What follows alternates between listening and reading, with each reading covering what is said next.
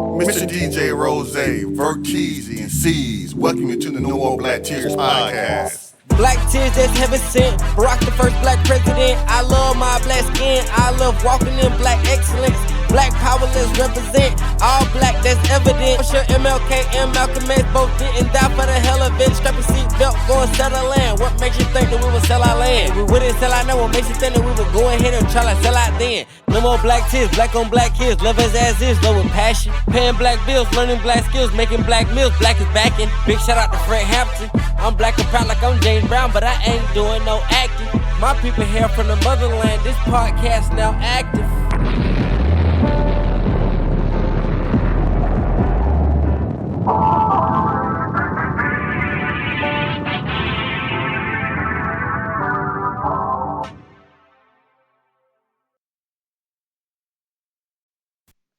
No More Black Tears, man. We back, man. We out of traffic. We at the next light. Mr. DJ Rose, CCC's, man. What's going on? How you doing? Ni hao. Shout out to my manufacturers in China. Okay. Verteezy, what's going on? True, man. Just chilling, man. Relaxing, man. Ready to get started. How you doing, Kay? Doing pretty good. Glad to be here. Back in the A. Baby A. Yeah, the real A. You know what I'm saying? The first one. I mean, historically. Yeah, so, it all happened in the week, Verteezy. So this week in sports, we in, AUG, CSRA 706 every day. We're just coming off of the heels of the Masters. ACs, man, what's your thoughts from just the Masters this past week? Basic, man. Roy McIlroy, I literally watched it when he won. He beat Rose.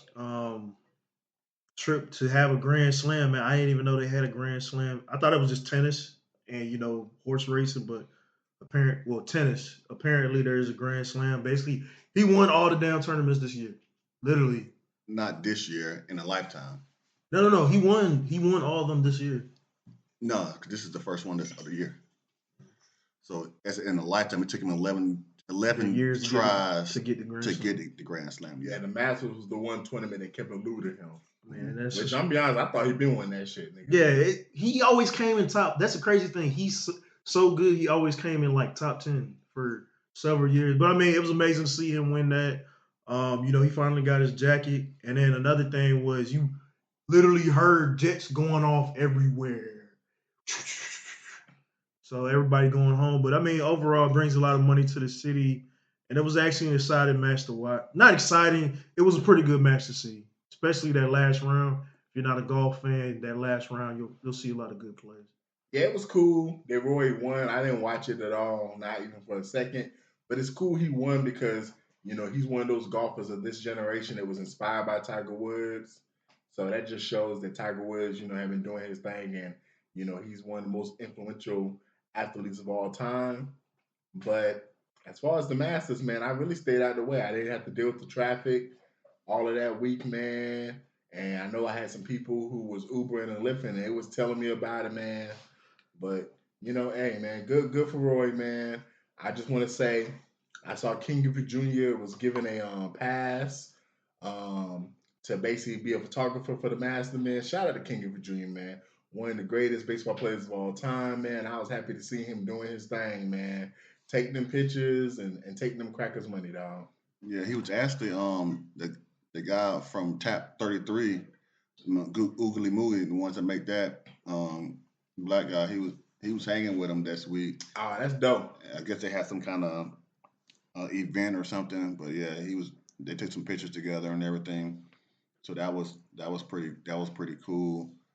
I had Rory winning the Masters at the beginning of it. I know we didn't talk about it, but I did have him winning it.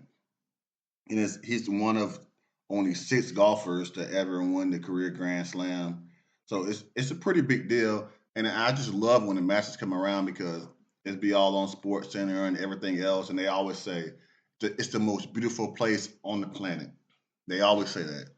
And if you ever meet somebody that's been there and everything, like, oh man, it's the most beautiful place on the planet. You know what I'm saying?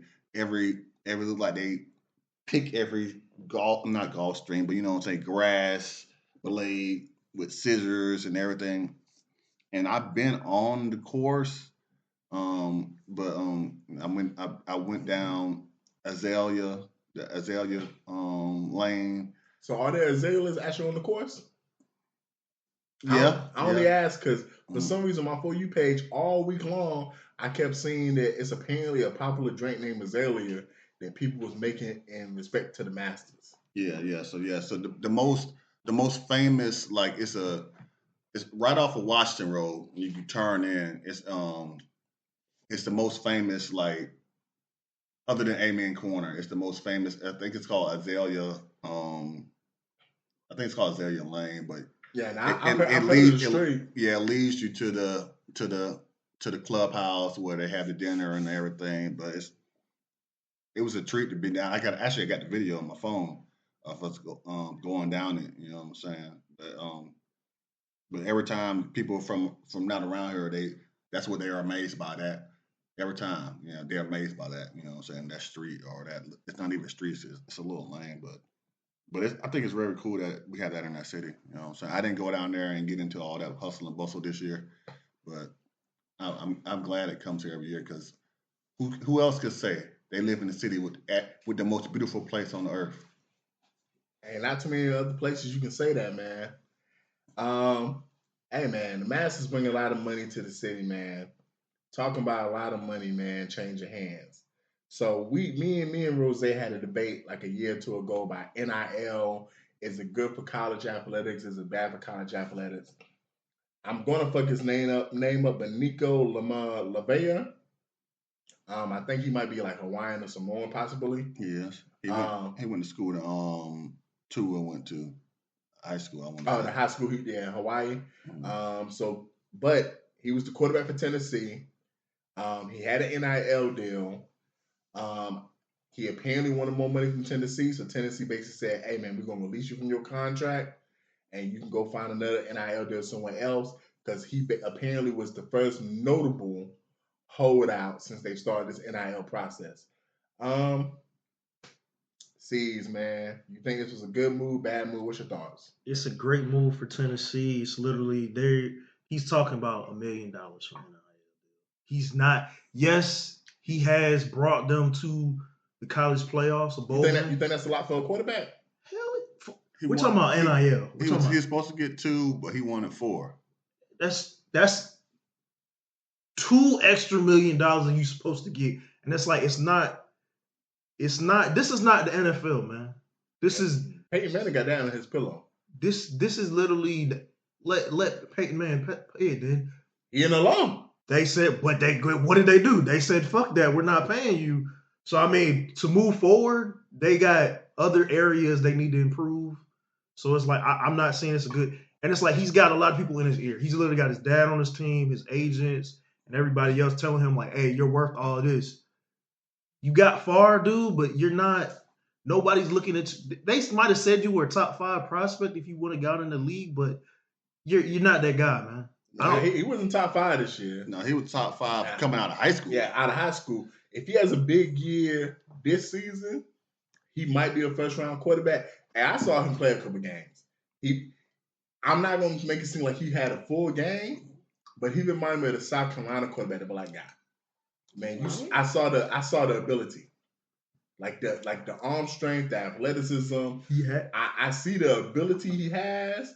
Now, can he put it together? That's a question. But I mean, hey man, until y'all organize the NIL, this is what's going to happen, man.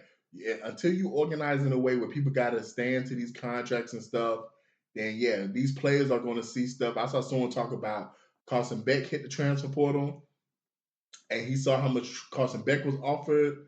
I mean, bro, I'm gonna be honest. If I'm Nico, and I think he better than Carson Beck, just from a talent perspective, and I see y'all paying that white boy all that money, yeah, I'm going to Tennessee too. Like, where my bread at, dog?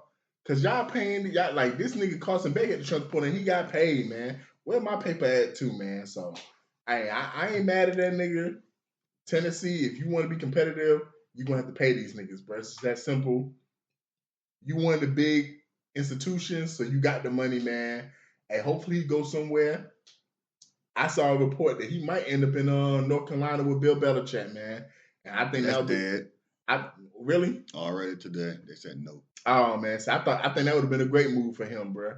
yeah, man, to get coached by Bill Belichick, man, you got a chance to get coached by the GOAT, man. That's automatic good move, man. But hopefully he goes somewhere where it benefits him and it benefits the team.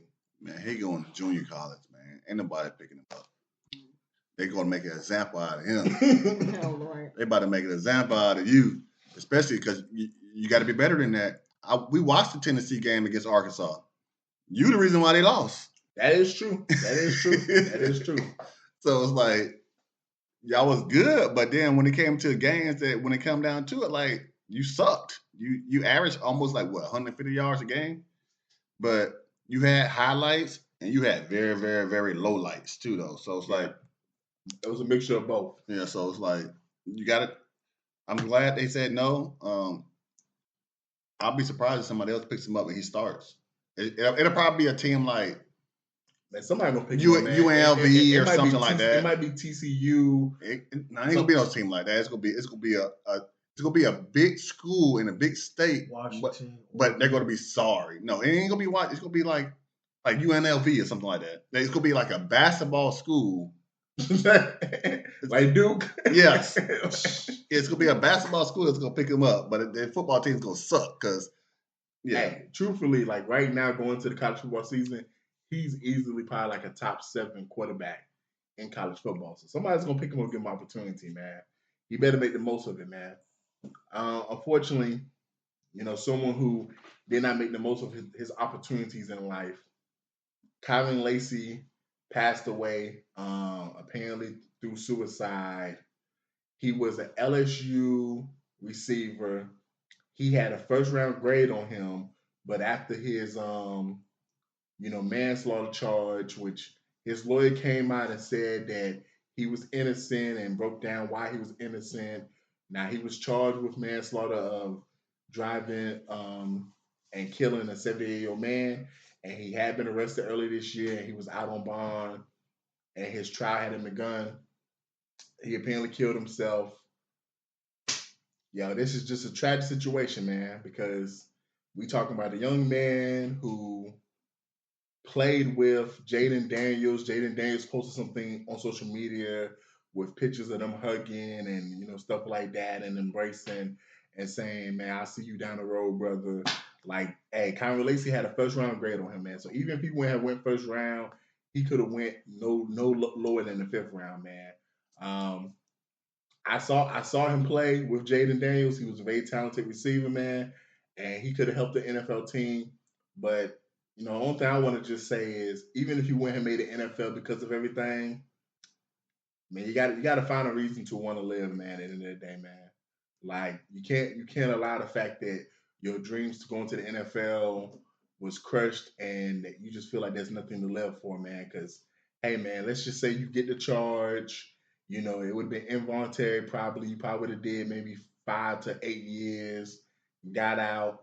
You would have still been in your 30s, and you would have just had to figure out what to do with your life.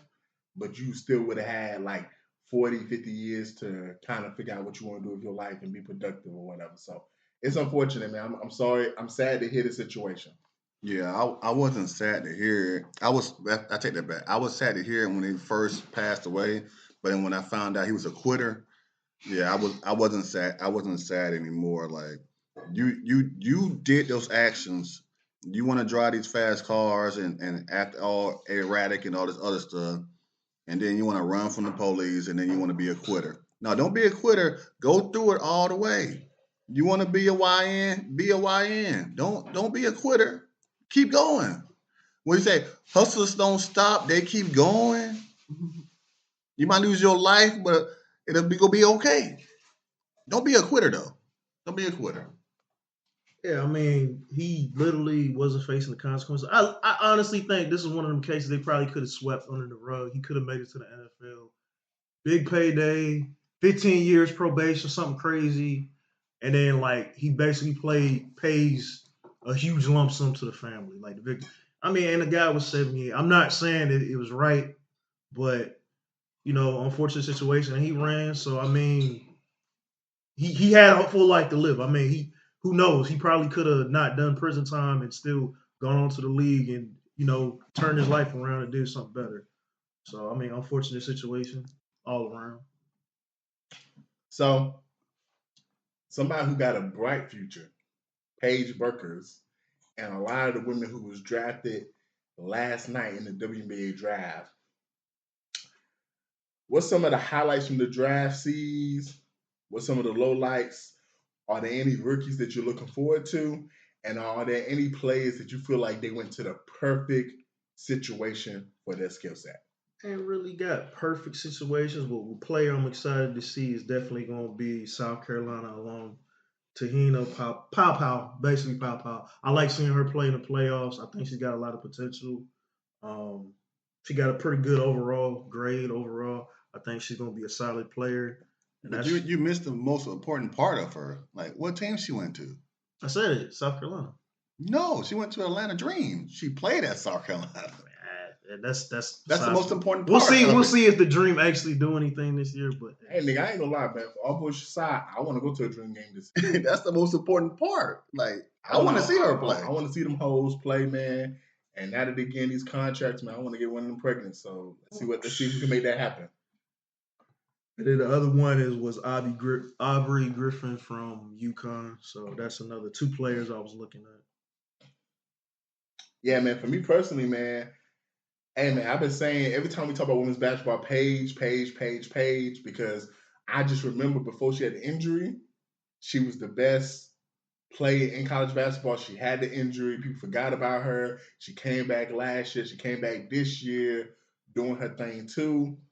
Happy she won the championship. She went number 1 to Dallas, and Dallas got a nice little squad. They got a Bouquet there, who was the girl we talked about when we talked about the WNBA All-Star that basically dropped like 30 on Team USA. Yeah, she went to Notre Dame. Yeah, so you pairing her with her, and Paige can do everything. She can play defense. She can score. She can rebound the ball. She can facilitate. Like, her being on that team is going to be a big help. You know, the fact that she had 2 of her teammates get drafted, you named one of them, and the other one was an Asian girl, and they went into the draft not even expecting to get drafted. They just went to support her. So shout out to them 2 young ladies. Hopefully they make the rosters. I didn't even know the WNBA had 3 rounds. That got to be some new shit. I thought it was always like 2 rounds, bro. So the fact they got 3 rounds, hey, man, shout out to them hoes. And lastly, man, I'm so happy that ESPN talked about Sedona Prince from TCU. Because when we see these niggas get drafted in these sports leagues, hey, man, you know, he was accused of 2 sexual assaults, or he was accused of battery and this and that. But when they said that bitch was accused of like 4 sexual assault cases and 3 domestic violence, and they brought that shit up multiple times, I was like, y'all don't do this shit. This bird, hey, she went undrafted. Yo, I was about to say the fact that you a woman and you are accused of like multiple sexual assaults, not domestic assault, sexual assault. Bitch, what is you doing to these hoes? Right. Like, are you just eating their pussy while they sleep? Or are you holding them down and putting the strap on and just dicking them down? Like, yo, that's crazy, man. Yeah, take your ass to Russia, take your ass to China, take your ass to Japan, and earn your way back in the league, man. That shit was crazy. Yeah, the only one that I'm excited about is Pow because she's coming to Atlanta.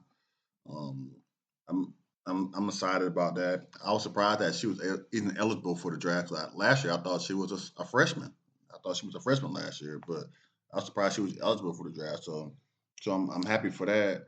But I'm gonna talk about the notables that didn't get drafted. Like that Vertiza said, the top one was Sedona Price, Deja Kelly, Deanna Gaston, Taylor Jones, Samara Spencer, Jewel Spear, and Diamond Johnson. They were some ballers in the college basketball. Definitely Diamond Johnson. I know Diamond Johnson. There were some ballers in the college ranks, and they didn't get drafted, but I'm pretty sure they'll have a chance to make a team in the upcoming months. Or play overseas. They go do that anyway. You know what I'm saying? You know what I'm saying? They go play overseas anyway, but just don't go to Russia and carry no vape pen. Right. And be like our boy Our boy. I'll be the pappy. Yeah. Brittany Griner, shout out to the Atlanta Dream. Yeah. Hey, talking about the WNBA, me and Rose was just watching the Hawks lose their play-in game to the Magic. Now they're gonna have to face the winner out of the Bulls and the Heat to try to get the eighth seeds. We got another playing game going on with the Warriors and the Grizzlies, and we have a lot of playoff spots matchups already solidified. Who are you looking forward to the playoffs? Watching what matchups are you looking forward to? And right now, before the playoffs even really get underway, pick your NBA finals. Give me OKC versus Boston. Probably not gonna happen this year, but I'm rocking with OKC. They've been playing crazy this year, like literally the best team record wise. They got a young squad. It's time for them to finally do something. I'm just be honest, yo. A lot of these teams, NBA, suck. Y'all look like teams literally suck. Like the Warriors are a 7th seed. The Warriors playoff. Jimmy, what you gonna do? This is supposed to be your shine. Do something. In a matchup like the Grizzlies, we're gonna hate to see if the Warriors get knocked out by the Grizzlies. I mean, Ja's back. They got a solid team. So I mean, we'll see how that goes. And then the Mavericks. The Mavericks is another sorry ass. Like y'all literally made this trade, and y'all look where y'all at. Luka's definitely in your face with that shit. And then how the fuck is Denver? How the fuck is Denver gonna manage with the interim coach? I don't know what they plan on doing this year. I don't really think they're gonna get that far. And then the Knicks, it's the Knicks. They always fucking lose. And then just to see the Bulls and the Heat, that's like nobody cares about that shit. And then the Bucks. The Bucks is really my concern. Is like, are they gonna be a playoff contender like they should be on paper? Like, on paper, are they gonna actually play to where they should play? If Dame comes back for the playoffs, which he may not come back for the first round, but if they can beat the Pacers somehow and he plays in the second round, yeah, they'll be a contender. So yeah. For me, hey man, I'm looking forward to the Warriors, man, because ever since they made that trade, they've been exciting to watch. They've been winning games. It's going to be interesting to see like what happens tonight and if they can make the playoffs in general. But I kind of want to see them face the Rockets, but I think the more exciting series may be the Thunder. I think the Thunder is ready to take that next step. I got them going to the NBA Finals. But I think the Western Conference, that first round is going to be amazing. I think that Nuggets and Clippers series is going to be great. You got Jokic going up against Kawhi, who's played a lot more games this season than he has the last couple of years. You got James Harden, who has had an amazing season. Norman Powell, before Kawhi came back, was playing amazing. He's still playing good. And Zubac, who, my God, I didn't even know Zubac was doing the things he was doing this season. Basically a 20-10 center in today's NBA, man. Like that's going to be an interesting series to watch. That Lakers and T-Wolves series is going to be so interesting because it's going to be interesting to watch Ant-Man go up against Luka, and LeBron being as old as he is going against a whole bunch of them young niggas on the T-Wolves and seeing can he bang with a Nas Reed and a Jaden McDaniels, and can he get to the paint, with Rudy Gobert playing center, because, the Lakers don't really shoot. They don't have a lot of three-point shooters like these other teams. And that's the T-Wolves' weakness is the three ball. So that's going to be very interesting to see, man. So I'm really looking forward to that, man. And in the East, man, probably the only series that I'm really looking forward to is that Bucks and Pacers series, only because Giannis got knocked out by them last year, man. But it's two players that I'm looking forward to watching this whole playoff run. And the first one is Shea, because last year the playoffs ended disappointed for him. And the second play, he was on my fantasy team, and he had a great season. And I just want to see how he does in his first playoff run, Cade Cunningham. Because Cade Cunningham, man, if you haven't been watching him, he's been hooping this season, man. I hope he makes an All-NBA team. My final prediction, and it's the Thunder. I don't think nobody will really disagree with that. I mean, you might pick some other teams. And I ain't gonna lie, in the East, I'm gonna go with a team that some people may not agree with, but they're the number one seed and they've just been the best team that I've seen in the East. It's the Cavs, man. I think we're going to get the Cavs and we're going to get the Thunder in the NBA Finals this year. That's the matchup I want to see. I want to see something different, even though the Cavs used to go there all the time with LeBron. But that's the matchup I want to see. I want to see the Cavs and OKC in the finals. I want to see something different. That's what I want to see. But that's in my brain. My heart wants to see the Lakers against Cleveland. Yo, man, the Raiders for that would be off the fucking chain. That's what my heart want to see. The Lakers against Cleveland. What your mind telling you? Now, I said what my brain was saying, my heart was thinking, and now I'm telling you what my soul going to say. Okay. It's going to be Boston and OKC. Yeah, that's probably the most favorable matchup in terms of the one that's getting picked the most. Yeah, so that's probably. But then another thing, what my balls is telling me, since we talking about basketball, what my balls is telling me, Houston against Boston. Woo! Hey, man. That's what my nuts say. Yo.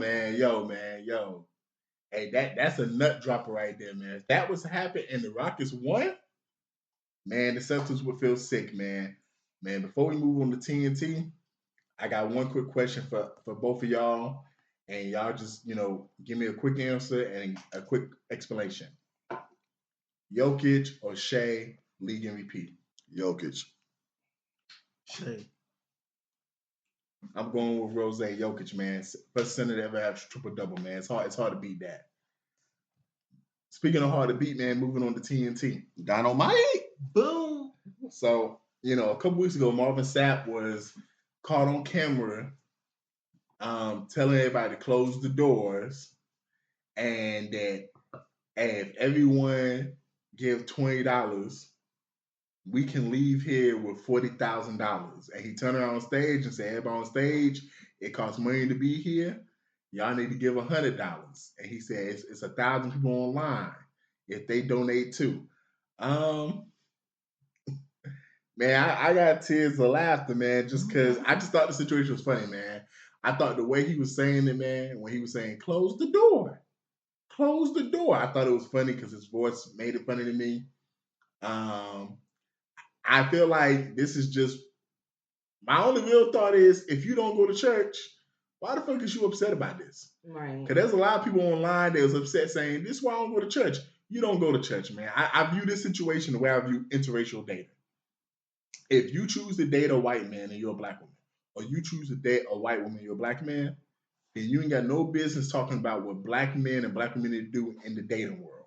Because you're not part of our world no more. So if you don't go to church and you don't send money to your church, then why the fuck is you worried about Marvin Sapp asking people who go to church for money, man? Yeah. So stay out of the conversation, continue not going to church on Sunday, and continue not supporting your church, and just stay where the fuck you at, man. Because, hey, man, I ain't had no problem with it, man. Like, hey, they was doing it like, he said it was like a little church meeting thing, man, where it was like a whole bunch of churches that came to game. Revival? Yeah, like it was something like a revival. It was like 4 or 5 churches there, and they was trying to make sure, the money was right.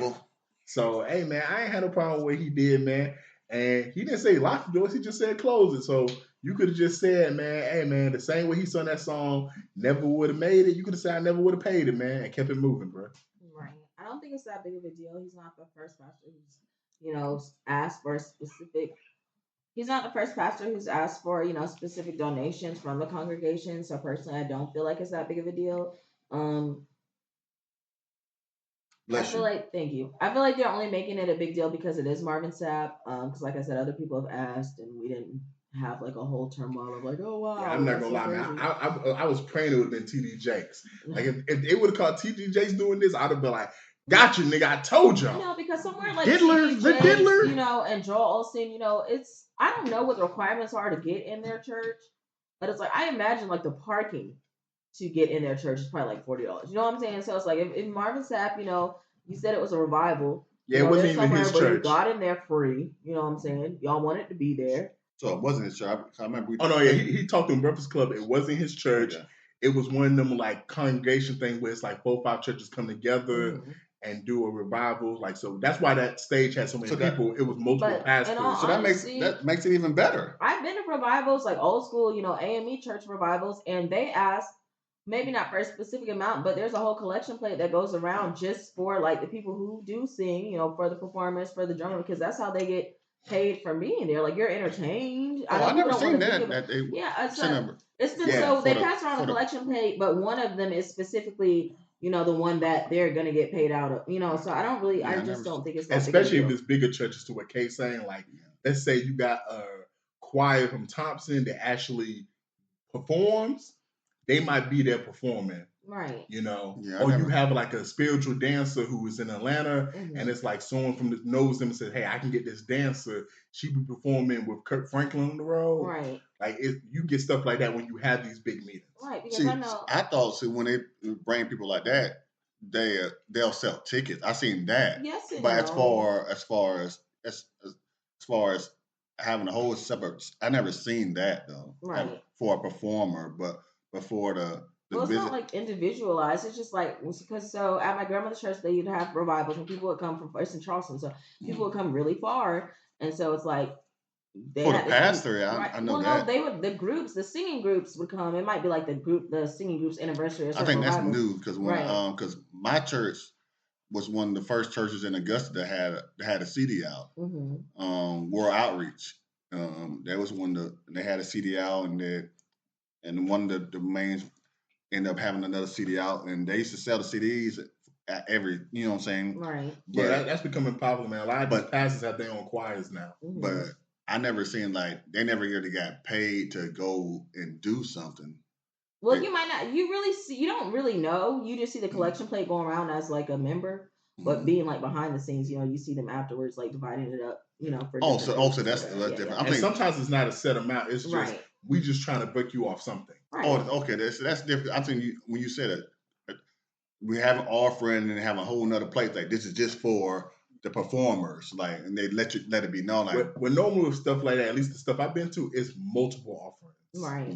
So it's like like you have the tithes, you have the offerings. You're like, it'll be twice people are paying, and they'll set money aside and they'll try to pay those people something. Right. Even if you just throw like $5, $1, whatever you have, in like, even if we just taking care of you came on a bus, right? You got a 2-hour drive. Let's take care of your gas, right? And you can stop somewhere and get something to eat. Yeah, I mean, with these festivals and these revivals, man, I mean, usually it's like a big thing where they'll bring in a bunch of different people. I mean, usually they got a goal in mind, like, hey, we're trying to raise this much for this, and it's different pots for different stuff. Like, you might see an offering for this and a collection plate for that, and you got 4 or 5 pastors that preach that night, different performers and choirs. Only thing, man, it's like, we're in the internet age. You look crazy, somebody's gonna record it. You literally just like, they made a meme of it, dude, and like, it's just the way he said it. It was like, lock them doors. He said close. He never said lock them doors. He said close them doors. Everybody had the image though. They said the ushers are gonna go to the doors, close the door, and then stand by the door. So people got this image in their head. No. Wait. Just always stand at the door. No. I'm saying people got this image that they're literally going to lock the doors and guard them. Like, oh, never would have made it. You're damn right. You're not gonna make it out of here. You gave me that $20. But I mean, like, it just. But that's another thing. Like, he didn't ask for much. He said $20. $20 per person. I gave you this good spiritual food. You can't give me $20. And then he's like adding to it with numbers that people are going to be like, oh, that's a money grab and this and that. Honestly, I guarantee if he would have just broke out singing his song, people would encore. People would have gave him more money. Just start singing your song for the 5th time that night. I don't have any tears for it. Like, I don't have any tears. Like, we probably could have talked about this long. We probably could have made it a topic. But yeah, I don't have no tears. Yeah, man. So moving on, talking about $40,000, man. Some of y'all paying that for some of this designer product out here, man. Not some of them. Everybody. All y'all. So there was this video where this Chinaman was talking about how much they paid. Chinese. Like I said, there was this Chinaman talking about Thank you. This Chinaman was talking about how much they pay for some of the designer product that we paid for. I know me and C's had a long discussion. AC, try to school the audience on some of the stuff you was schooling me on.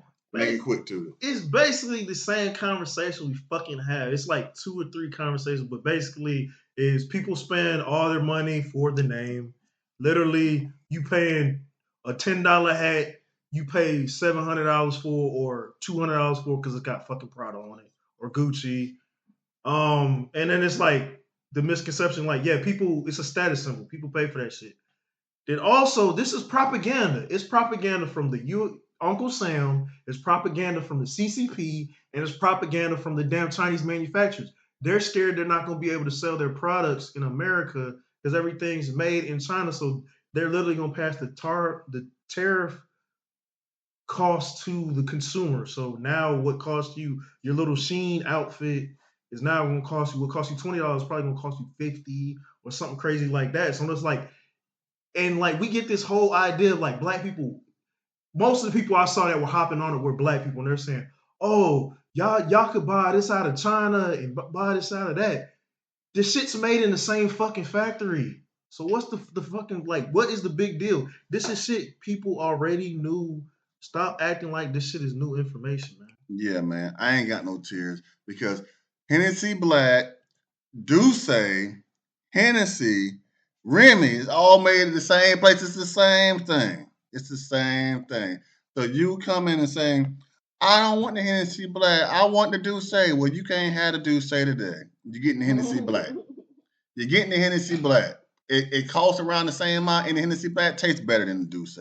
Like, what's your problem? I don't drink this. What you said to someone? It's all made in the same factory. It's all made in the same place. I don't drink that. Well, you go drink it tonight.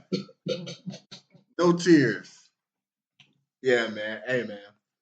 I ain't got no tears, man, because I think you a fool whenever you say I'm only buying designer stuff because it's designer stuff. So if you're willing to spend $1,000 to $2,000 on the designer stuff because it has designer on it, not because like you told me, C's, oh, the quality better, the material's better, it's gonna last longer, this and that. I like the design. No, I'm buying Gucci because it got Gucci on it. I'm buying Louis Vuitton because it's Louis Vuitton. I'm buying that Jordan because of the Jumpman sign.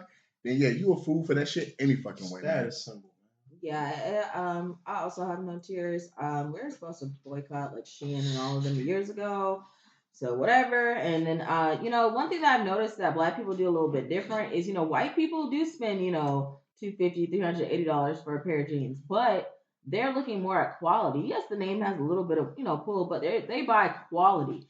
And black people just buy, like you said, because it's a status symbol. Oh, you see, she got that brand new da-da-da. And I'm just like, all right, bro, like, still made by, a little Chinese child, insert place that's only getting paid, 5 cents per hour or something per bag. You know what I'm saying? Like, it's, what are we trying to do here? You literally letting the manufacturer. Why would I not hype my own shit up?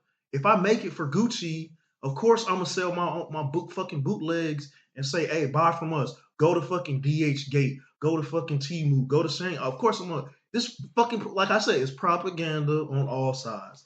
U.S. government, the manufacturers, and the CCP. Just gonna make the CCP is gonna make China look good. Chinese manufacturers want people to continue to buy their shit, and the U.S. government is gonna say, "Hey, IP, intellectual property, and all this other bullshit." So I mean, at the end of the day, you paying for the fucking name, so it's all bullshit, man.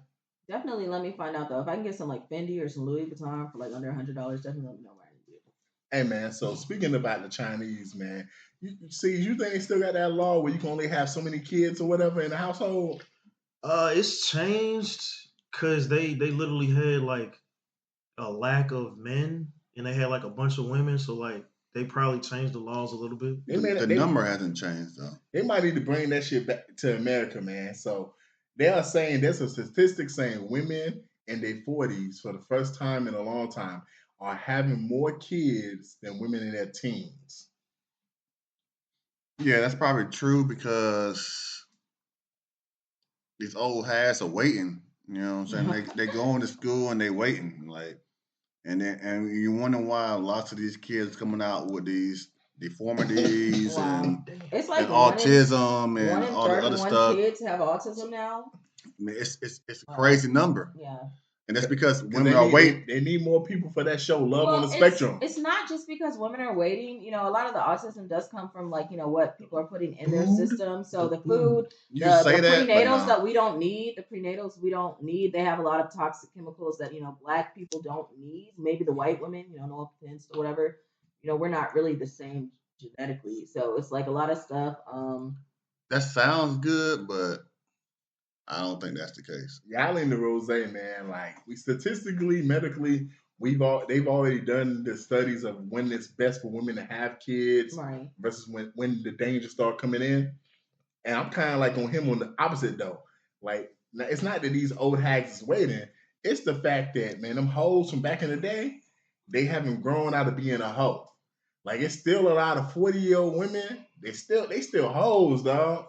They still out here busting it down raw, fucking niggas, doing what they doing, and still having babies or whatever. Like, some of these hoes had babies when they was 22, and now they 43, and they talking about I'm pregnant. Like, I'm just saying, bro. We see it with these professional athletes, bro. What's that one bitch who got a kid the same age as Jalen Green?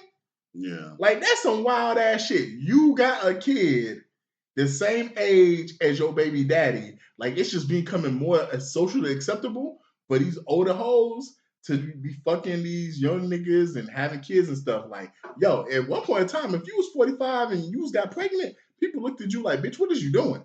Yeah. What is you doing, ho? Well, the only thing, hopefully the hope is, you know, that, you know, because younger people are not having as many babies and older people are, at least hopefully these kids are being, you know, taken care of. Who's saying they're not having as many babies? Like, young people might still be having an ass baby. Well, it's a lot. The old hoes might just be like, we catching up. A lot of women, you know, a lot of younger women, they realize, you know, the financial burden that a child has, you know, and they're not in a rush to be married and stuff anymore. So they're just having more abortions. They're on birth control or something. But nobody kills more kids than women. I ain't got no tears for it. Like, but, and also I think a lot of things like what you were saying about the younger population having a lot of kids with on the spectrum and things like that. I think that has a lot to do with a lot of crossbreeding too. And I hate to say it like that. It's like we're not crossbreeding, you mean like interracial? Yes. Okay. I was about to break it down. I was just making sure that we ain't talking about women fucking bestiality. That's what I was saying. That's what I'm saying. I'm not talking about dogs, but I'm about to break it down. But I thought you was talking about like royal shit where somebody married their cousin or something like that. And my rot was fucking a Shanishu. Yes. And then you wonder why the dog come looking like it is looking like with his tongue hanging out the side of the mouth. Hey. It's a little bit too much. The blood is bleeding in too much. I know the racist white people listening to this shit saying, we tried to tell you in 1972. Hey, we trying to tell y'all too. Hey, it's not. It's not because, hey, well, man. Listen, there's a lot of things that we didn't really have in the black community as much. You know what I'm saying? And they were breeding the fuck out of us together. They didn't really care. And we came out strong, though. Yeah. We came out strong. But you don't get a LeBron James without that breeding. Hey, man, it's only one Blake Griffin. Yeah. That nigga look funny, though, man. He a picture of, like, when the printer start running out of ink, and it's like, yo, what's going on? Man, you look at all the players. It's time to put more ink in this motherfucker. You look at all the players' kids, and they're all like half white. So it's like, you know, the Trey Young, Tyrese Halliburton, all the way down. But they look different and they look awful. they look weird. They look like a character you create on 2K. Yeah, they're not attractive guys. So it's like if they wasn't NBA players and rich, they were tall, at Walmart. People would not holler at them. They wouldn't be getting top 10 pussy. They would be getting like bottom 10 pussy. Yes, like section 8 pussy.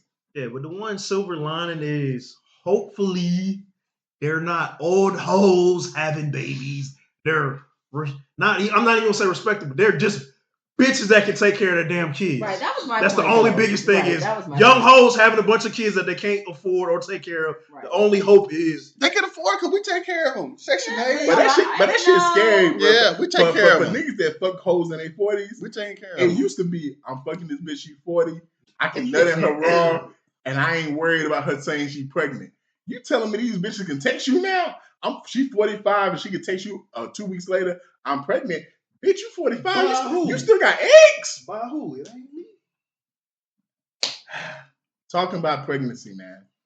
So there was this woman in this last TNT who had a paternity test at the doctor's office, found out that the father was not her husband's or fiance. Instead, the father was basically like, I guess, a side nigga. So she decided to have an abortion. Afterwards, she found out weeks later, because the office called and said, yo, we made a mistake. Oh my God. The father's actually this person, which was her husband. And then she tried to sue them. I don't know how that case ended. Rose. Kanye tried to tell y'all. I try to tell y'all too. Hey, y'all got all this money. Y'all talking about, hey, make sure you do that before you had this baby. But on the real tip, hey, that's on her. She shouldn't be able to sue nobody. Her husband should be able to sue her and get all her money and divorce her, man. I got cheers for that. Yeah, the husband did leave, by the way. Yeah, I got cheers for that because, like, you try to be slick and then you got underhanded, but who knows what really happened? You know what I'm saying? But I got cheers for the situation. Yeah, I got tears too, man, because it's like one, like I said a couple moments ago, man, nobody kill more babies than kids do, man. I mean, nobody kill more kids than women do, man. It's just a perfect example. Like, you over here cheating, you got pregnant, and nobody's even talking about the fact that you just had an abortion just to have an abortion. Like, that's crazy. Like, you was married, you had an abortion because you didn't know it was your husband. Like, we understand in 2025, these DNA tests, these pregnancy tests, all this stuff is not 100% accurate. Like, this ain't the first time this has happened, even with criminal cases where it's like, yeah, this was the DNA, and then we found out years later, yeah, man, something happened. It wasn't completely accurate or whatever. And apparently, it was like an IT error. Like that's what the issue was, man. So yeah, man, I ain't got no tears for her. Hey, man, I'm happy the husband divorced her, man. And then this was God's plan, man. He found out that his wife was a hoe, man. Because you out here potentially getting pregnant by other niggas, man. Yeah, that's crazy, man. Yeah, I definitely have tears. More so, for the husband, for the wife too, I guess, because she was doing something, she shouldn't. What about the dead baby? I mean, yeah, obviously we got tears for the baby, bro. Like, duh. But I just think it's really sad, and I just feel like in that situation, that's kind of like, you get like two. You know what I mean? Just to be sure, just make sure before I just murder my child. So I definitely feel like she didn't want to have that baby to jump, bro. That's why she did it. I really understand that, because as a grown-ass woman, like, okay, you made a mistake, you're pregnant, your husband might leave you, but you're still gonna... Mistake? I don't know. She made a conscious decision that fucked up, but, that's still a whole child that you probably could have raised, even if you and your husband did get divorced. You want to know what happened? Her husband's white, she's white. The side nigga was a nigga. Oh, so she wasn't finna raise a black baby. So there was no way she could lie to this man. But I'm saying she could have just raised this that ain't baby Jim on her Carrey, me, own. myself, and Irene. Oh, I got Italian on my side of the family. Who's that chocolatey baby? Yeah. I just think it's messed up. People, a lot of people take abortion so lightly, and it's like, that is still a life, low key. I know people don't want to think about it like that. So for her to just, go do something like that, and I understand she didn't think it was her husband's child. A tadpole is not a life. Exactly. She looked at that little infant, that little pregnancy embryo as an ant. She just put a thumb down, squished it. Nobody has tears for her. Do them tests. Get rid of that baby.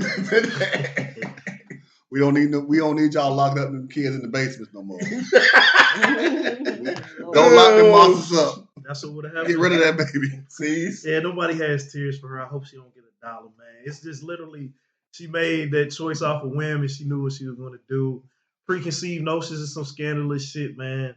You don't deserve money. Maybe for the company making a mistake, you might get some couple $1,000, but you ain't gonna get no emotional distress and all this other bullshit. You know what you did. Because they didn't tell you to do it. They weren't like, go ahead. She know what she did. She got to live with that shit. So it's like, you suffer the consequences, man. She's a murderer. Double murder. Double homicide. That was crazy when she said that. She was like, wow, you aborted twins? Double. Double homicide. Crazy. I don't know what's wrong with these hoes. I don't know what's wrong with these murderers.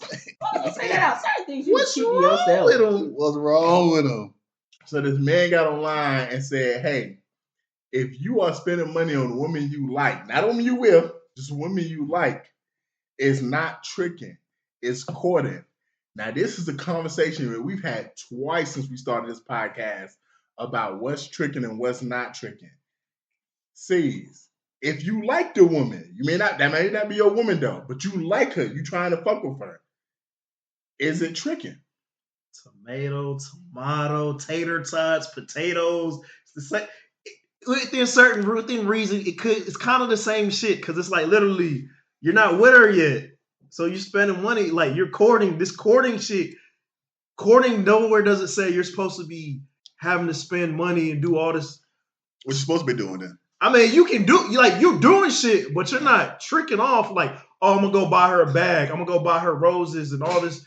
The whole but that happens in courting though. I'm saying you do that, but you ain't tricking like niggas do. Like it ain't tricking if you got it.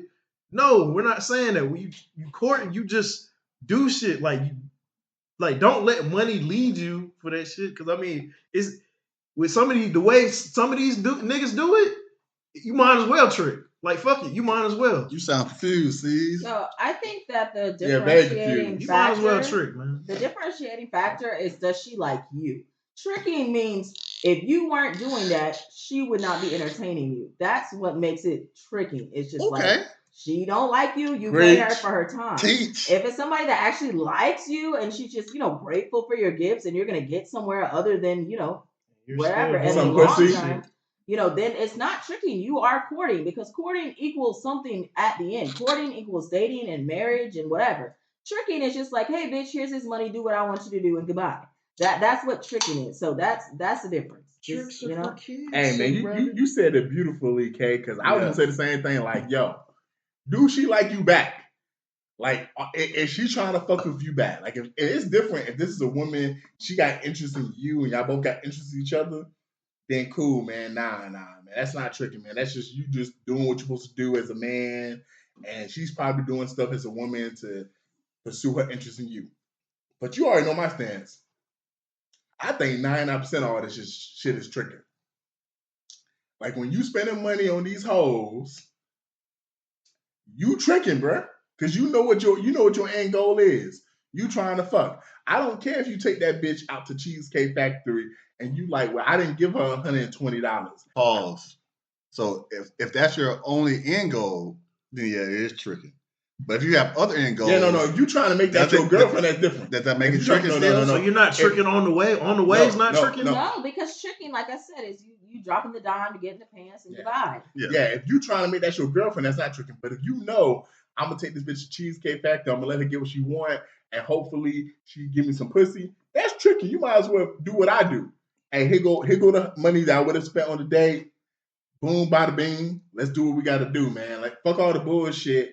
Now, in this situation, if you spending money on a bitch that don't like you, but you like her, and you trying to get with her, man, bro, that's worse than tricking.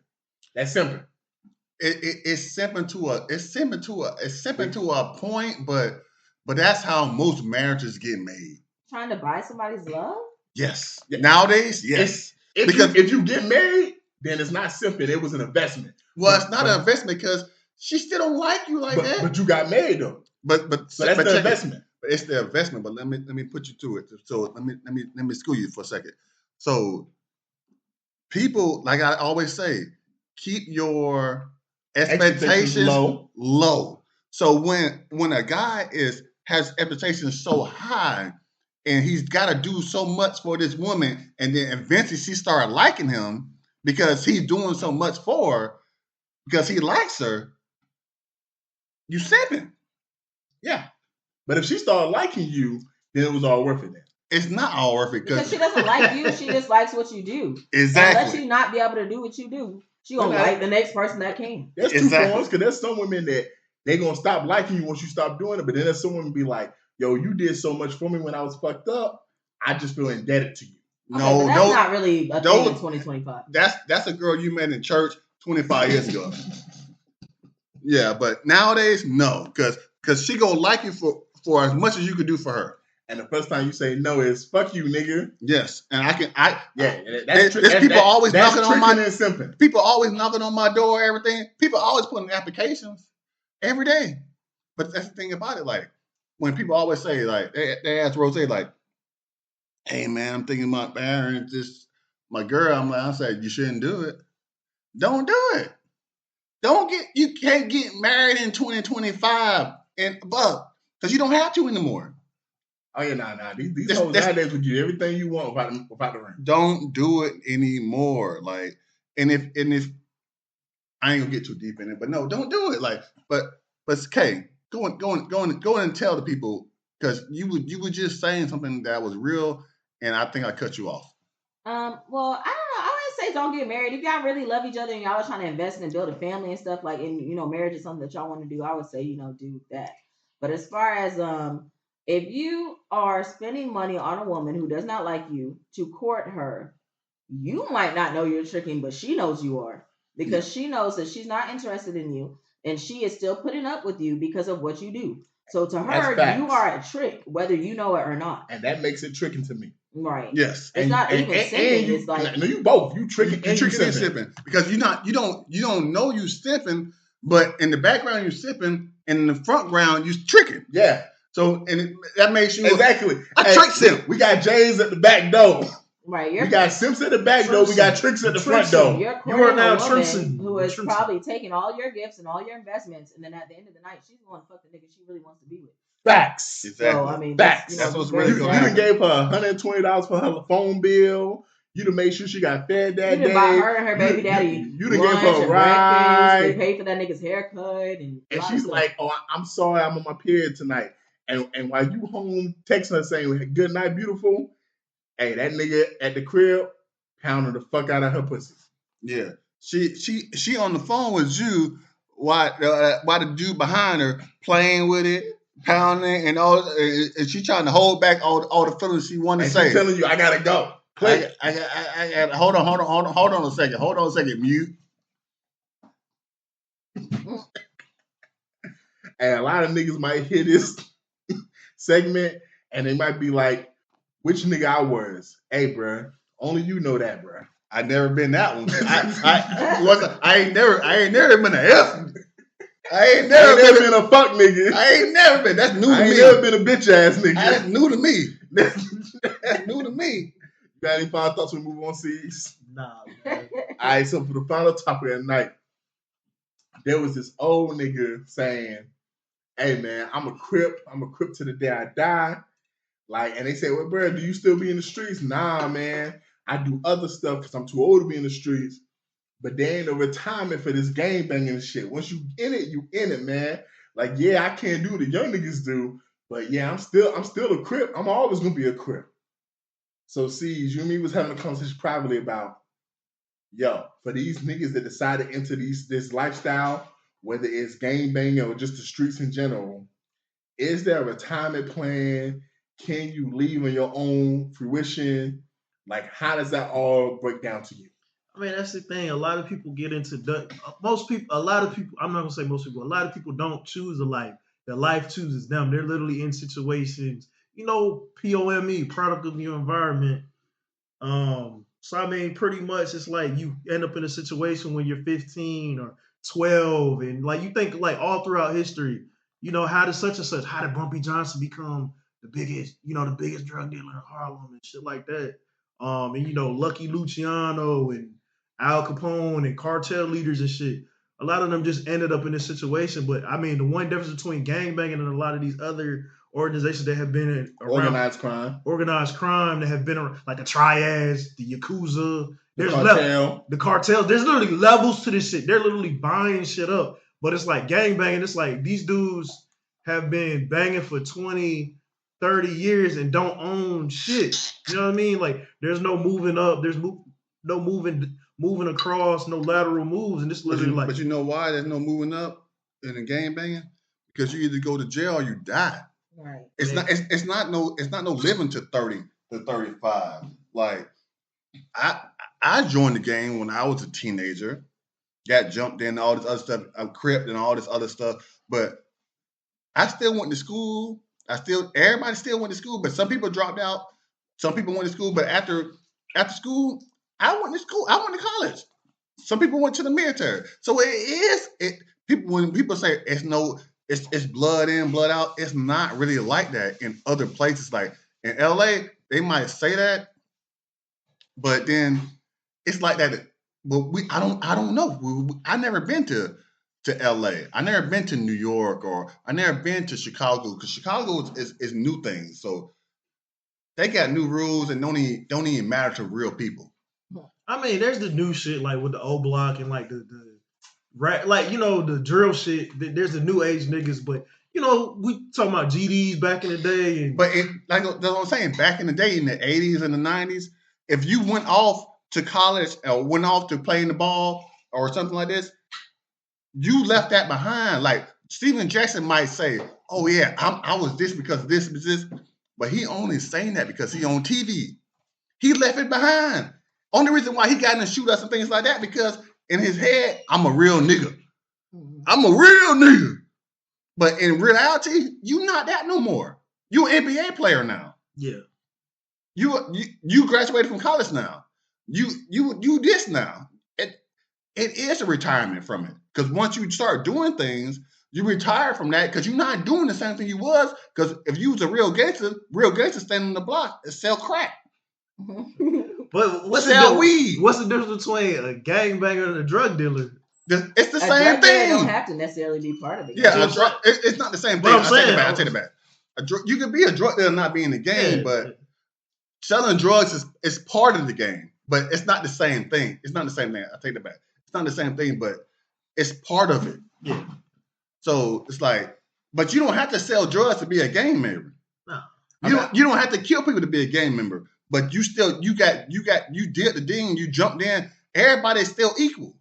So I would say this, man, like we do got to make a distinction. There's a difference from you being part of the gang and you being an affiliate. Because a lot of these celebrities, like a Kendrick Lamar, like a Steven Jackson, Wayne. like a Wayne, like they wasn't truly real gang bangers. We don't know that because we went there, we weren't around it. They might have got jumped in because it only takes one thing to be part of the game. When you listen to their stories and people around them, there's a difference being an affiliate and like being a gang banger. Like even Kendrick has said, like people think that he's a gang banger. Kendrick never said he was a gang banger, but he's always made it clear. Now I just been an affiliate. He never said that. And then you got affiliates for the clout, and I'm not saying Steven Jackson, but you got other people that are affiliates that would try to make it seem like, nah, I was actually a banger.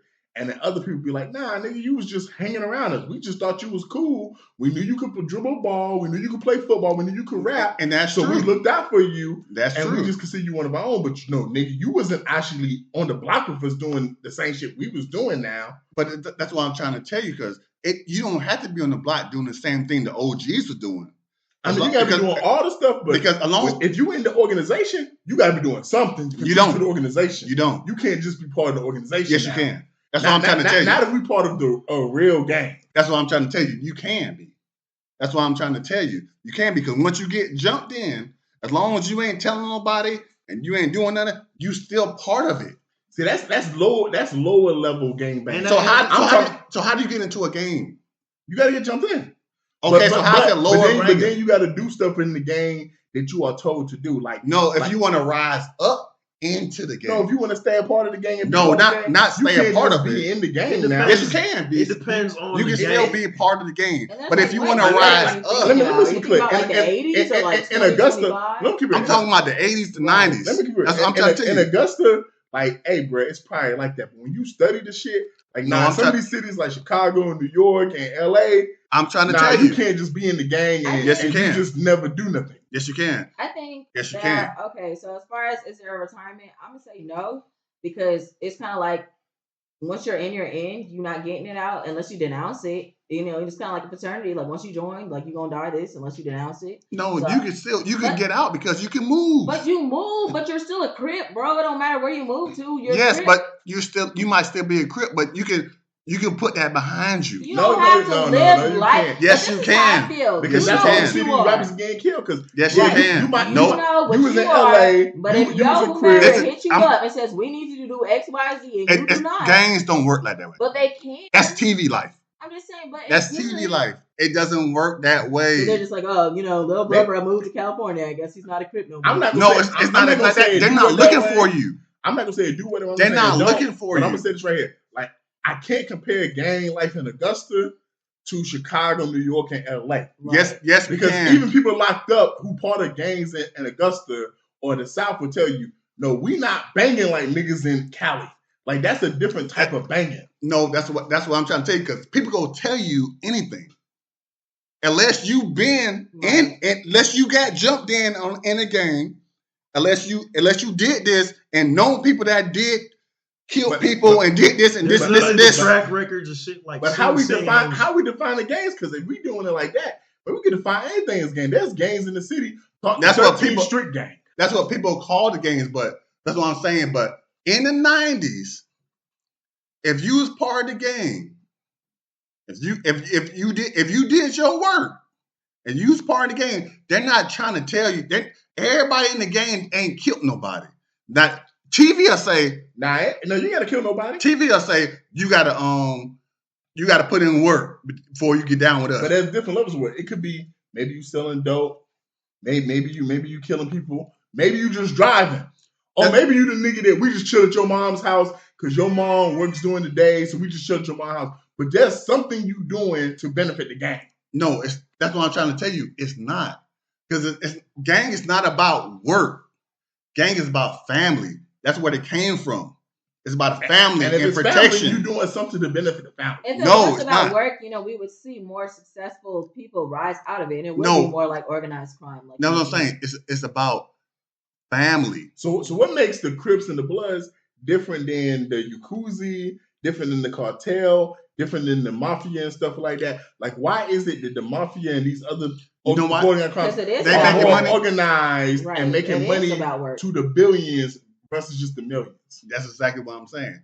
Because they about family. Once you become a made man, can't nobody touch you. But everybody in those organizations, everybody put in work though.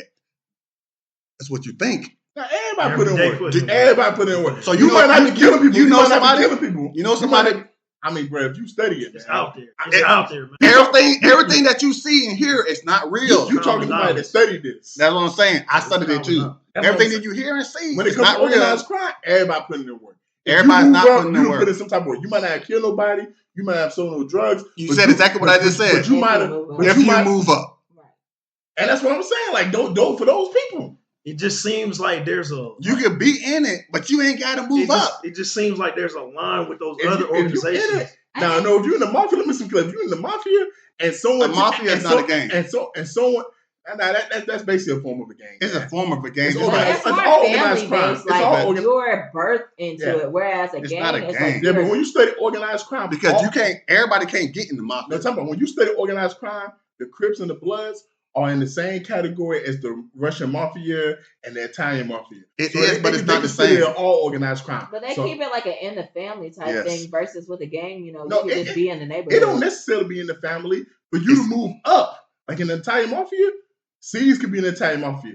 But you gotta be what? He can't get certain ranks. Italian, family. You have to be related to somebody. He just can't get certain ranks. Random ass nigga. They're not bringing in randoms. They're not bringing in randoms. They'll work with them. But if I'm Italian, they're not bringing them in. If I'm Italian and he's not Italian, and I vouch for him, he can get in the mafia. No, he can't. Yes, he can. Yes, he can. He can work. He can work with. There are plenty of people that you can never be a made man. No. See, that's what I'm saying. Everybody in the Italian mafia ain't made man. But that's the main thing of it. No, that's not the main thing, because some people don't want to be a made man. Some people are cool just being henchmen. Or just doing some task or whatever. Or just being a job. Or just disposable. You're a job. That's a job. But not because you're not in it. You're not disposable because they got something called captains. They got something called lieutenants and captains in the mafia. Like, but I mean, gangs do too. And those people have people underneath them. Yeah. But you may not be full-blood Italian, or you may not even be Italian at all, but guess what? You can never be a made man because you got to be fully Italian to be a made man. Yeah, my point is, like, there seems to be a line with these other organizations where it's like I'm not saying they live longer or they're moving up, but it's like you see them where it's like gangbanging. It's like the same shit. Like the same nigga that was 12 years old has been banging since he was. Now he's 43. He's still banging the same shit. Did he go to school? I don't know. Did he go to the NFL? Some did he go to the Did he go to the NBA? There's a lot that did, and there's a lot that didn't. Or did he go to the penitentiary? There's both. There's a lot that did. You ain't doing both. No. I'm saying doing one or the other. I'm saying you gonna have the ones that went to jail and did that shit. It's a variety. That's what he's saying. I think that games just aren't as selective. You know, you kind of just like you're a kid, all right, get in. You know what I'm saying? So everybody's not. It's gonna be like a larger percentage of people who aren't. It's going to be some people are going to be able to retire. It depends on what in your mind do you feel is you better than? Because like, so when this nigga say there's no retirement, he's a loser. Okay, cool. Like, are people really getting out? Is kind of yes, the question. they are. Yes, they are because if time out. This ain't like John Wick where it's like I want out. But you gotta do an impossible task to get out. No, it's not. It's not you like gotta that. Defeat. You got it's not like that because gangsters don't have access to all the you. If you move away, if you from California and you move to Miami, Florida, ain't nobody say and you say I'm becoming a lawyer. Ain't nobody coming looking for you. Right. It depends on the you level. Have to There's be like stories. In debt, though. There's stories. You would have to have a reason. Like you did some shit. You made some money. You left. You a capper. Right. But if you just a regular person, and you just respect the game and keep it moving, and they gonna leave you alone. When it comes to the bigger don't be talking about crime. All right, nigga. That's one of the reasons why you gotta get your hands dirty when it comes to like the mafia and stuff. Because it's like, yo, bro. But we're not talking about that. We say it's a retirement for gang members. It is. I mean, I consider organized crime as part of that conversation. But I'm just saying, we all four at the table. How can me, Kay, and C's trust you, Rose, if we ain't never seen you do that? Like you might not snitch on us, but I need to see you do something. No, where I feel like you even have access. Like that's how gang members are. They jump so many people in. Like it's not about having dirt. It's about you got jumped in, you got beat up, and now you part of the clique. Right. That's how it happened. That's how it started. Gang members, not organized crime and mafia stuff. They didn't do that. But Crips and Bloods and all that, folks and all that stuff. That's how you get in. I think that's where all this shit really started. Was even the Italian mob. It was literally like, what's the movie Gangs of New York? It literally was like shit like that where people came together for some shit and they eventually turned to crime and it evolved into this other shit. Just like the Crips was, the fallout from the remnants of the Black Panthers and all these other organizations. So I mean, they kind of got similar origins. It's just the difference seems like the gangs, just the hierarchy's not there, the range isn't there, the power's not there. It's just it's organized crime and gangs in America is totally different because organized crimes and all that stuff came from across the water. But they did bring it here. And they brought it here. So, but like Crips, Bloods, you can get hit with the RICO, yes. But that ain't the same thing, I feel like. I mean, it's in the same category. It's in the same but category. I feel like with the mafia and stuff, and I feel like this is where the diatribe comes in at. They're much more organized in what they're doing and how they're moving as a collective than the Crips and the Bloods. Yeah, like, and I'm not trying to disrespect them, organizations. You're not disrespecting them at all but that's you can't. When I always say this, keeping it real ain't hating. Like I think the closest thing in terms of ganging, keeping it real ain't hating. I think the closest thing is like in gangs in terms of like what the Crips and Bloods was doing is probably like what Larry Hoover and the boys was doing, man. Like when they changed like is it GD like folks or whatever, they changed that. And they made it into an organization. Yeah, I mean, that's the closest thing in terms of gangs going into organized crime. It did start off as an organization too, because when they started doing stuff in the community, like feeding them and stuff, which is crazy because the Black Panthers, that party broke into the Crips and Bloods. For those who know the history, yeah, and it's like it literally came from that, and then like now you have people that have tried, like you said, change their lives and try to do things, and now they're going back to the real thing. It was like, it was family based. It was about the community. and doing certain things. And I mean, it's just the thing. But I mean, when you take a game like MS-13, you know, that's a street game, right? Yeah. But they literally got that's one of the most dangerous Hispanic games you can find in America. They got ties to the cartel, so it's like they started from the cartel. Yeah, they're a branch from the cartel. Yeah, so it's like literally like, and it's like you say things like that, but also like when you start when I say going to school and things like that, the Greek life. The alphas, a lot of the fraternities, especially the black fraternities. It was almost like a game too. Yeah. So it's like they tried to bring that into it, and that's why you get a lot of hazing deaths and all this other stuff. But it's not really supposed to be like that. It's supposed to be a paid partnership, because that's why a lot of people don't join it, because I'm not about to pay you to be my friend. I know that's why. Before I even went to school, you go join. I said, I'm not going to pay nobody to be my friend. Man, I'm not going to pay you to humiliate me, for you to spank my ass from a paddle, none of that shit. I'm just keeping it real. It's benefits to it. I'm not doing none of that. I'm not doing none of that shit. It's about networking. It's benefits to it. Yeah. It's benefits to it. It is benefits to it, but yo, bro, I got to lay in my bed at night and be like, bro, I let this grown-ass man hit my ass with a paddle. Nah, I'm not going for that shit. I ain't about a paddle or nothing like that. But I'm just saying, like, that's just one of the more iconic things that people know about. It's like, I'm not finna go for some shit. Yeah, I'm not going for it either, because like, I mean, it's just a version of getting jumped in. It's just become softer because you are a part of an organization at a university. And so can't beat your ass for real, even though a lot of them have gotten in trouble for taking it extremely too far. And because, you know, people did feel like they were done wrong and people did snitch, or a video got out and, you know, then they had to cancel the whole chapter because y'all dumbass was really trying to jump these niggas into the game, or trying to thinking it was a game. Right. Yeah. But technically it's not a game. It's an organization, but like you say, organized crime, organized education. Right. It's all in the same category. So to wrap it up, because we're talking about retiring in terms of street life. So for people that are like hustlers, scammers, you know, women that sell pussy and stuff like that, all those illegal activities, even if you're not organized within those illegal activities, you're a pimp, you're a drug dealer, and you're not with no party, you're just doing your own entity. Are there retirements for that, in y'all opinion? Yes. Yeah, obviously. Yes. What's the retirement? To do it forever. So how do you retire from being a pimp, a drug dealer, a prostitute, or just a scammer? Stop. You make enough money to invest in whatever your end goal is, and you just stop doing it. Or you're just forced out. Or you just become a regular ass. No.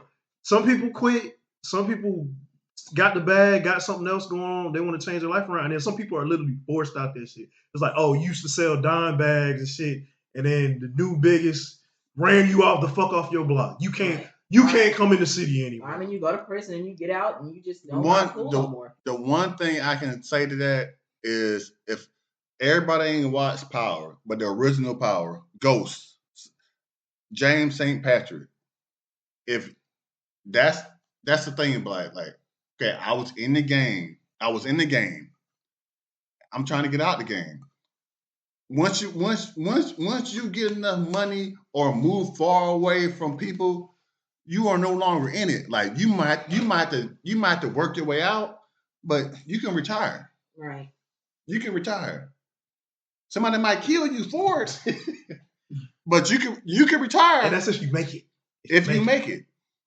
So I feel like, man, in terms of the way we're defining retirement in this conversation, like, yeah, you're retiring, but in terms of how I look at retirement, it's like, yo, I'm sitting back, I'm kicking my feet up, I don't have to work no more. And they're paying me? Yeah, I don't view that as a retirement. That ain't gonna happen. Now, for as far as hoes, I feel like your retirement is you got lucked up, you married the right nigga, or you lucked up and got pregnant by the right nigga. Or you just saved up enough money and opened a business. Like, there's only things are gonna come to And I was about to say, for a drug dealer, I look at it like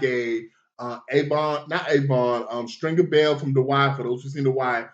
And you like Stringer, man. I'm tired of owning corners. I'm trying to own buildings. Right. Like, I was a drug dealer, and now I got a chicken place, and I got this and that. Like, to me, I view that as a retirement. Now, you just quitting and saying, I ain't doing it no more. I personally don't view that as retirement. I just view that as you just stop doing what you was don't. Right, you quit. You just quit. Right. You What's know? the difference? Well, retirement is means I got a backup plan where I can still make money and I can. But what's the difference live. between that and retiring from and the plant, but you still work another job? Because when I have time for the plant, they give me a gold watch. Yeah, I'm gonna get a check every month. You might not get a gold watch, but some people do. Yeah. But what I'm trying to say, like from what the topic we was talking about in the video that we was talking about, from his perspective. Oh no, from his perspective, he's just talking about walking out. That's why I use the word retirement. He's just talking about, can you walk out? Like his perspective, you can walk away from anything.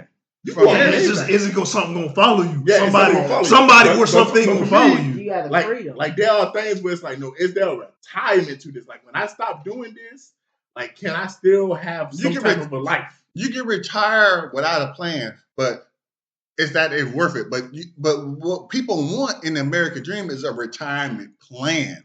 Yeah. That's more specific. That's more specific. A retirement plan than just retirement. Because you can retire and you don't get nothing. Yeah. But you can retire with a plan and be like, I'm set. You might not even be set, but you might be all right. Because you might still have to work. Because when I retire, I probably still gonna have to work. I'm not gonna be getting. But you're gonna have a 401k, a pension, a social security, and all that kind of stuff. I'm before 401k, and I ain't about to pay my money to somebody that go. My bad. But my point is, you're gonna have something that's gonna say, "Hey, here you go, Mr. Rose." Yes. You work for this. This is what we got for you. Yeah, here you go, Mr. Rose. You can use this to trick off on hoes. I ain't never gonna do that. That's what I'm retired niggas do, bro. They turn 55, 60, and it's like, it's time for me to get a 22-year-old bitch. Yeah, I ain't never gonna do that. But I'm trying to go fishing every day and cook fish and buy me a boat and be on the water. And ain't nothing wrong with that, man. That's my retirement saw what your boy Boosie did. Boosie got his own lake. Yeah, and put nothing but catfish in it. Exactly. And can't even catch none of the bass. Take a picture of you catching some bass, Boosie. Catch a brim, a crappie. Hey, final thoughts, Kay? Yeah, you definitely can retire, but it's just like, what was your end goal? Quitting is not really a retirement if you don't have a plan. Retirement means you've made enough or you've accomplished enough where if you wanted to sit back and kick your feet up for real, like, you can. So that's how I look at it. C's. Yeah, man. I mean, yeah, like you said, I do feel like it's real life situations where people are able to retire or walk away or they just stop doing shit. And then there's other situations where, like, like particularly back in the 90s where niggas would move from LA to Kansas and then come to find out this is Pookie's cousin in Kansas and they started up a fucking a branch out there. So, I mean, you got crazy situations like that. But overall, like, I kind of agree. General consensus, it's like, it's different. It's different levels, different organizations. It's going to vary. But, I mean, there can be a retirement. But, I mean, it still shit follows you for life, though. So, I mean. Right, the wrong person catch you. Yeah, that's if you in doing work and doing other things. But it can happen, But my final thoughts is the white man in front of a whole class of white young men playing a game of pick the letter, and they spell Nigge, and all the children that was in the classroom said R.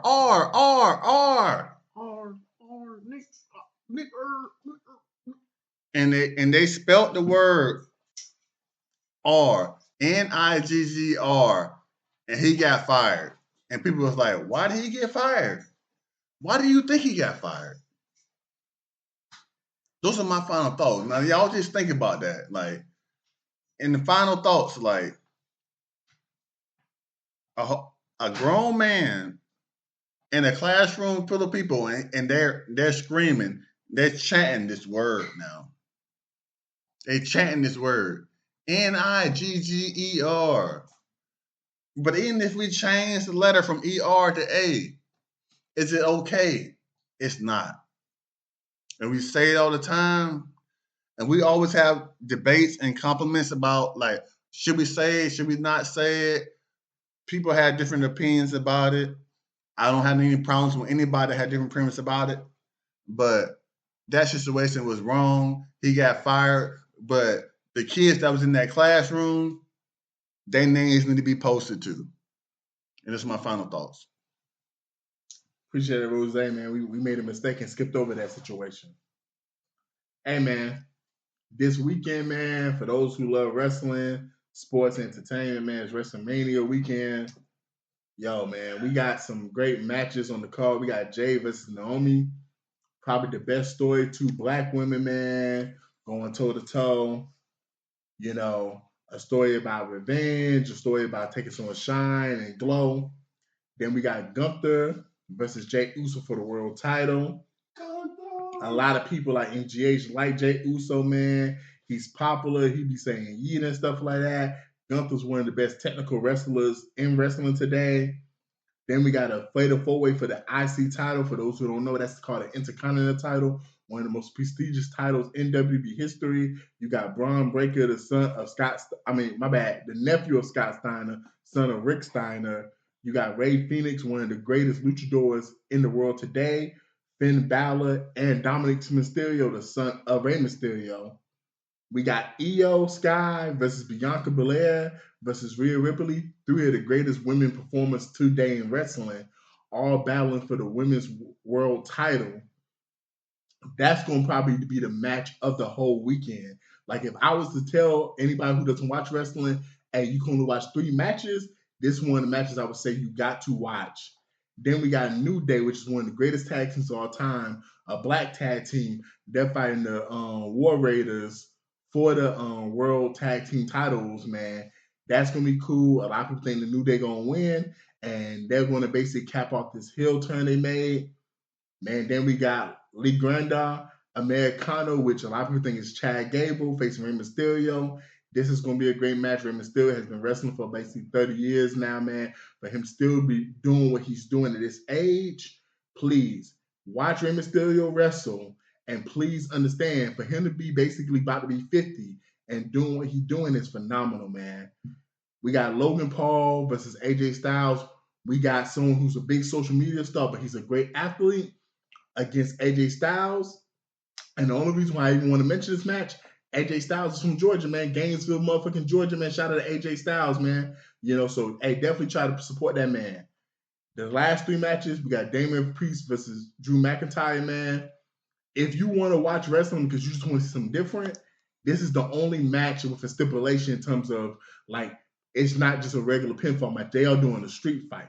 So if you want to see them use chairs, if you want to see them use kendo sticks, if you want to see blood and stuff like that, this match is going to be physical. For those people like Rose, whenever I watch UFC with him, and he's like, this person is this tall and this size, we are talking about 2 people that's between 6'2 and 6'4. That's going to be between 240 and 250 pounds. These are 2 big motherfuckers that's going to step in this ring and tear each other heads off. Man, a lot of people, this is going to be the main event of night 2. But to me, this ain't even the best match you want to see, but it's still a great match.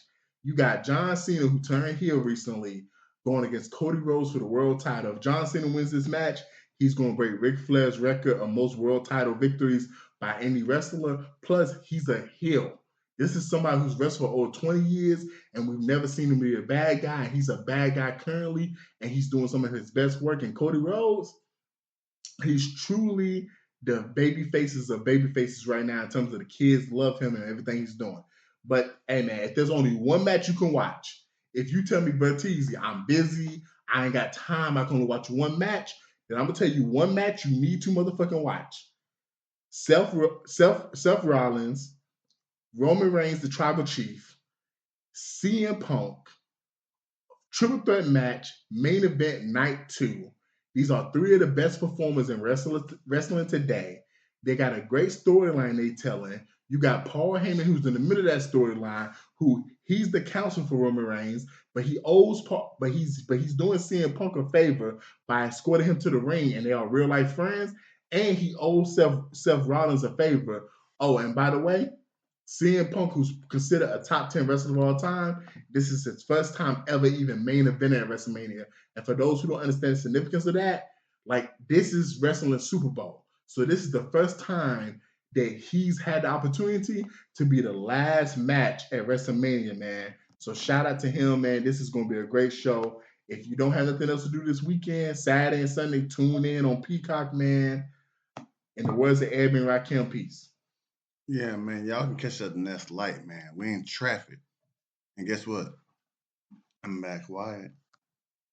Mr. DJ Rose, Verteezy, and C's, welcome you to the No More Black Tears podcast. Black tears that's heaven sent. Barack the first black president. I love my black skin. I love walking in black excellence. Black power, let's represent. All black, that's evident. I'm sure MLK and Malcolm X both didn't die for the hell of it. Strap a seatbelt, go and settle land. What makes you think that we would sell our land? We wouldn't sell out now. What makes you think that we would go ahead and try to sell out then? No more black tears, black on black kids. Love us as is, love with passion. Paying black bills, learning black skills, making black meals. Black is backing. Big shout out to Fred Hampton. I'm black and proud like I'm James Brown, but I ain't doing no acting. My people here from the motherland. This podcast now active.